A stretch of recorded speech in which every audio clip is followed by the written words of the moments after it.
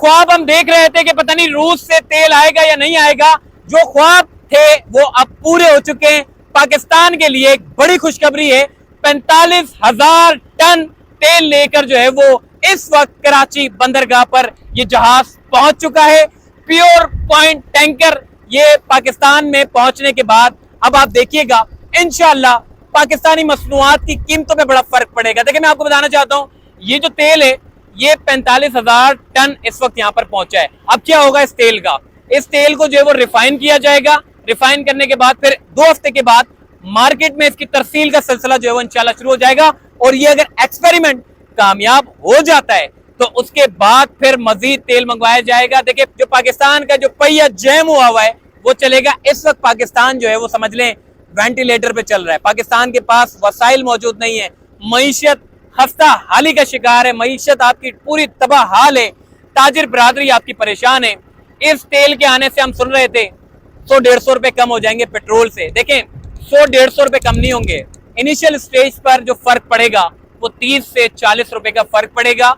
और ये एक्सपेरिमेंट अगर कामयाब हो जाता है तो ये जहाज 2 हफ्ते के बाद, अभी आप एक और जहाज देखेंगे जो 60,000 टन तेल लेकर जो है वो यहाँ पहुंचेगा।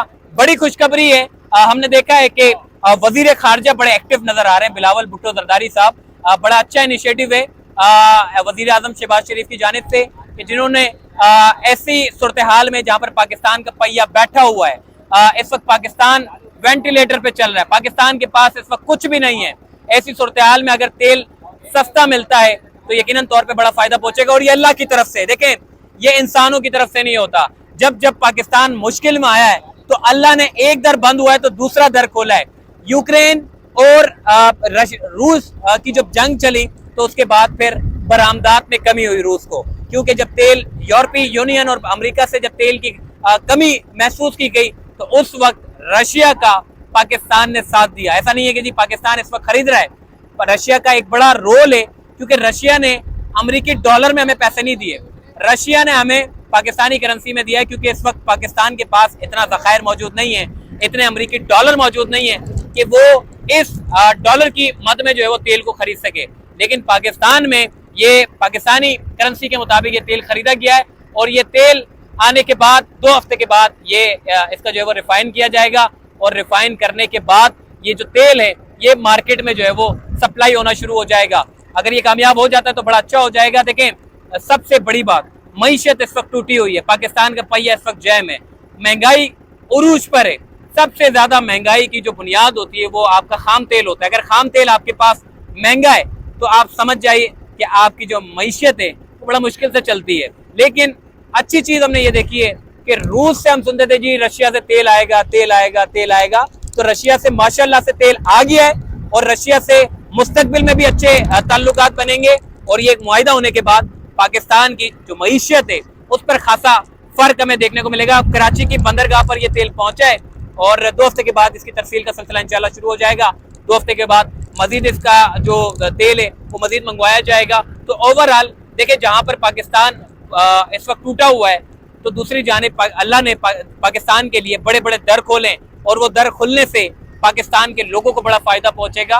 और इंशाअल्लाह ये जो हम देखते हैं कि हमारा जो IMF का जो कर्जा है वो ज्यादा बढ़ता चला जा रहा है, उसकी सबसे बड़ी वजह यह है कि हम खाम तेल में जो है वो पीछे है। लेकिन इस तेल के मुआहदे के बाद पाकिस्तान का कर्जा भी अब कम होगा और इंशाअल्लाह इस तेल के आने से पाकिस्तान पे बड़े बड़े दर खुलेंगे, मईशत अच्छी होगी और ये पाकिस्तान जो कर्जे में डूबा हुआ है, वेंटिलेटर पे चल रहा है, क्राइसिस में है, ये इंशाअल्लाह इसकी बेहतरी के नताइज में आना शुरू होंगे। अपना ख्याल रखिएगा, फिर इंशाअल्लाह मुलाकात होगी। अल्लाह हाफिज।